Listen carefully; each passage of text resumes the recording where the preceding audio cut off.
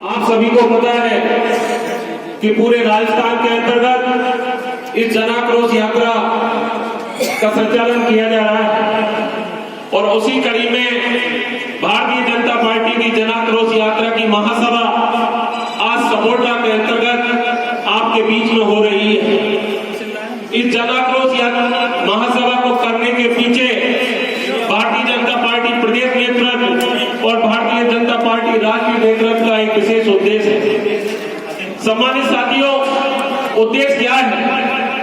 आज से 4 वर्ष पहले जब राजस्थान के अंदर विधानसभा के चुनाव की रणभेरी बजी थी, तब तमाम पार्टियों के लोगों ने जनता के बीच में जाकर कुछ वादे किए थे। वादे क्या थे कि यदि भारतीय जनता पार्टी के लोगों के सामने प्रतिद्वंदी कांग्रेस पार्टी के लोगों ने वादे किए कि यदि कांग्रेस पार्टी राजस्थान में आएगी तो इस देश के अन्नदाताओं का, इस प्रदेश के किसानों का संपूर्ण कर्ज माफी का वादा किया जाएगा और संपूर्ण कर्ज माफी 1 से लेकर 10 तक बोलने तक की जाएगी। ये कांग्रेस पार्टी के राजकुमार ने, युवराज ने राजस्थान की धरा पर आकर कहा था। दूसरा वादा किया कि यदि कांग्रेस पार्टी सत्ता में आएगी तो इस प्रदेश के बेरोजगार युवा भाइयों को रोजगार दिया जाएगा। बेरोजगार भाइयों को 3300 रुपए का मासिक भत्ता दिया जाएगा। माता और बहनों को सुरक्षा उपलब्ध करवाई जाएगी। प्रदेश के गरीब, पीड़ित, वंचित, शोषित लोगों को प्रदेश की सरकार विभिन्न योजनाओं के माध्यम से लाभ पहुंचाएगी। लेकिन सम्मानित श्रोता बंधुओं, आज 4 साल का समय गुजर गया और 4 साल का समय गुजरने के बाद भी इस प्रदेश का नुमाइंदा, इस प्रदेश का नागरिक अपने आप को ठगा सा महसूस कर रहा है। आज किसान अपने हक की मांग कर रहा है तो प्रदेश का युवा साथी जो विभिन्न एग्जामों में अपने माँ बाप से एक मोटी रकम लेकर, क्योंकि प्रदेश का अन्नदाता, प्रदेश का गरीब अपने बच्चों को जयपुर पढ़ाने या बाहर भेजने के लिए एक मोटी रकम कर्ज पर लेकर अपने बच्चों को पढ़ाता है। बच्चा भी दिन रात मेहनत करता है और जब परीक्षा देने जाता है और बाहर निकल कर आता है तो टीवी समाचार पत्रों, मोबाइल के माध्यम से पता लगता है कि जिस परीक्षा को देकर बच्चा बाहर आया है उसका पेपर पहले ही 10-10, 15-15 लाख में गिर चुका है। ऐसे सभी बेरोजगार भाई जो अपने आप को ठगा महसूस कर रहे हैं, भारतीय जनता पार्टी प्रदेश नेतृत्व ने इस राजस्थान प्रदेश की कांग्रेस सरकार के जंगल राज, भ्रष्टाचार और कुशासन के विरुद्ध में ये निर्णय किया कि प्रदेश की जनता के दर-दर पर जाकर भारतीय जनता पार्टी इस जन आक्रोश महासभा को करेगी, ताकि लोगों की शिकायतें, लोगों के सुझावों को लेकर इस प्रदेश की भूखी बहरी सरकार के सामने रखा जाए, ताकि आने वाले 2023 से पहले ये सरकार आपके कुछ भले की काम कर सके। अन्यथा भारतीय जनता पार्टी का तमाम कार्यकर्ता बंधु इस प्रदेश के लोगों के साथ मिलकर, इस प्रदेश के नागरिकों के साथ मिलकर इस भूमि बहरी सरकार को उखाड़ कर फेंकने का काम भारतीय जनता पार्टी के साथ ही करेंगे। मैं आपके चरणों में निवेदन करना चाहता हूं कि 3 शब्द लिए कि भारतीय जनता पार्टी जंगल राज क्यों कहा गया, तो मैं बड़ी बात न कर स्थानीय समस्याओं पर फोकस करना चाहता हूं। साथियों, जंगल राज का मतलब हमारे सपोर्टा में 4 साल से नहीं, पिछले 14 साल से कांग्रेस पार्टी का शासन है और इन 14 सालों में कांग्रेस पार्टी के रमेश चंद्र जी मीणा हमारा प्रतिनिधित्व कर रहे हैं। लेकिन बदले में पिछले चुनावों में हमारे सर्व समाज के लोगों ने, चाहे माली समाज हो, चाहे गुर्जर समाज के लोगों ने अपनी 100% पोलिंग उसके साथ में की थी।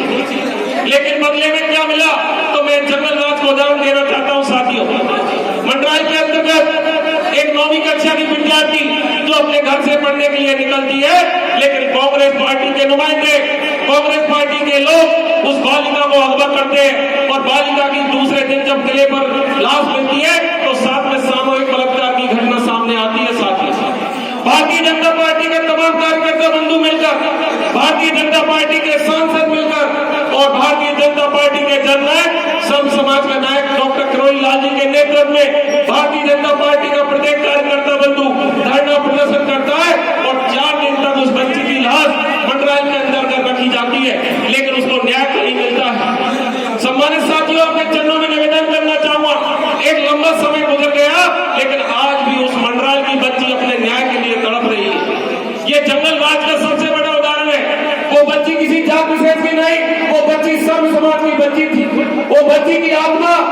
लोगों से या बैठे हुए मंच के लोगों से आज भी न्याय की मांग कर रही है।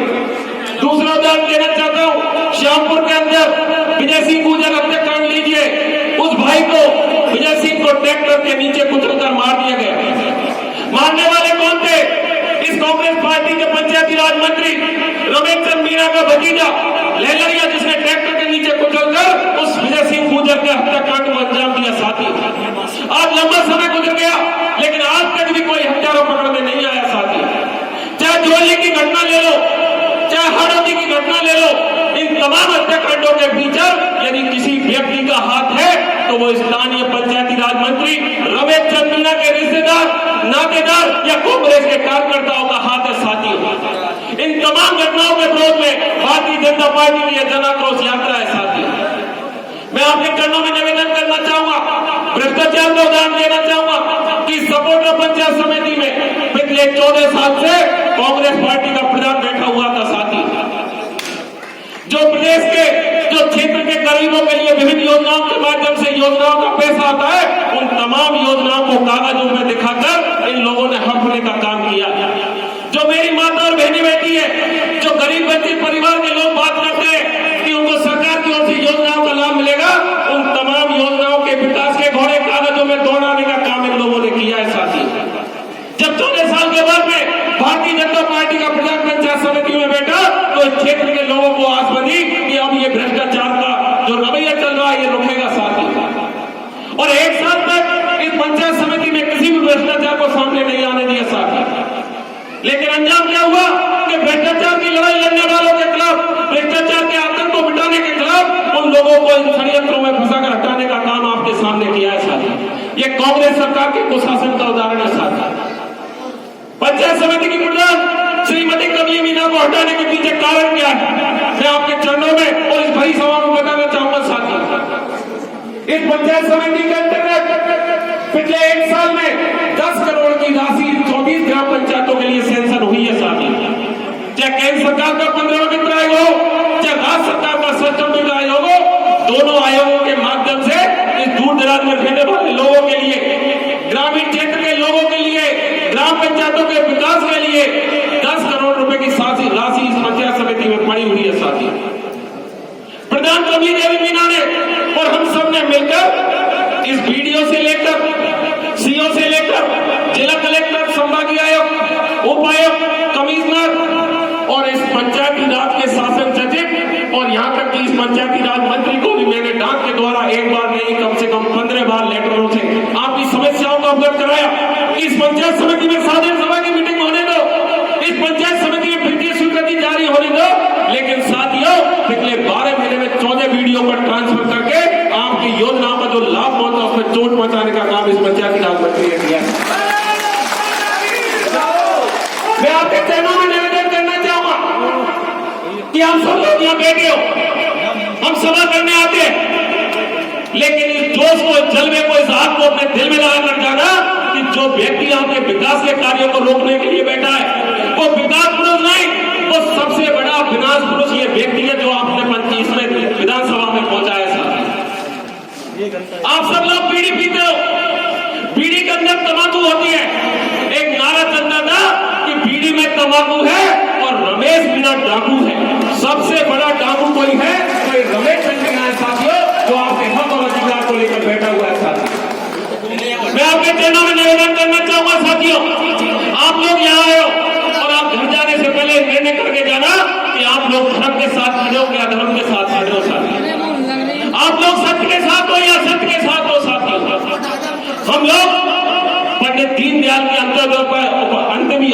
अंत्योदय योजना को मानने वाले हैं। साथियों, हम लोग बाबा साहब अम्बेडकर के संविधान पर चलने वाले हैं। साथियों, हम लोग महात्मा ज्योतिबा फूले की शिक्षा को मानने वाले हैं। साथियों, हम लोग महाराणा प्रताप के शीश कटा सकता हूं लेकिन शीश झुका नहीं सकता। साथियों, उसको मानने वाले लोग हैं। साथियों, हम बिरसा मुंडा के अनुयायी हैं। साथियों, और इस सपोर्टना में सर्व समाज के लिए हमारे दिल में है कि हम सर्व समाज के लिए कुछ करके जाए और ऐसी नेक और नियत सोच लेकर पंचायत समिति का बैठने का उद्देश्य रखा। साथी, मैं आपके चरणों में निवेदन करना चाहता हूं, आज कमली देवी पटेल नहीं हटी साथियों, इस सपोर्ट का विधानसभा का प्रत्येक गरीब के हक पर लात मारी गई है साथी, प्रत्येक गरीब के हक पर चोट मारी गई है साथी। और चोट मारने वाला कौन?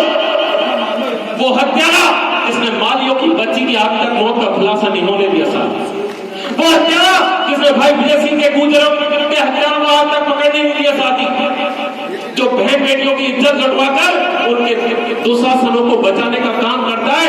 ऐसे हत्यारों को 2023 में ये प्रण लेके जाए कि 2023 में विधानसभा से लात मारकर चंबल में हिलाकर और कोटा की भूमि पर वापस भेजने का काम करेंगे साथी।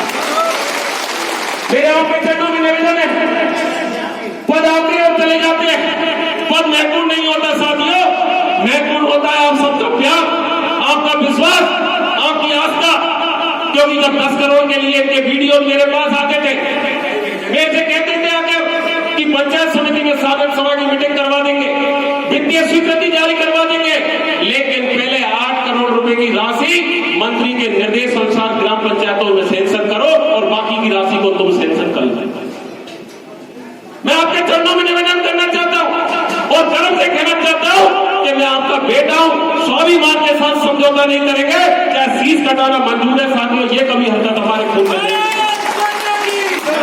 और मैं आपके चरणों में निवेदन करना चाहता हूं, ये किसी एक व्यक्ति की, एक परिवार की लड़ाई नहीं है, ये सपोर्ट के गरीब की, मजदूर की, शोषित की, पीड़ित की, वंचित की, आदिवासी समाज की, मजलूम की, हर व्यक्ति की लड़ाई है, जिसको सबको मिलकर लड़ना पड़ेगा साथियों। और ऐसे जो विनाश रूपी पुरुष यहाँ बैठे हुए, जिनके चापलूस यहाँ बैठे हुए, इनको लात मारकर 2023 में बाहर का रास्ता दिखाना पड़ेगा साथियों। यही आपके चरणों में निवेदन करने आया हूँ। आप सब लोग भारी संख्या में आए, यहाँ उपस्थित हुए, उसके लिए आपके चरणों में बहुत बहुत धन्यवाद।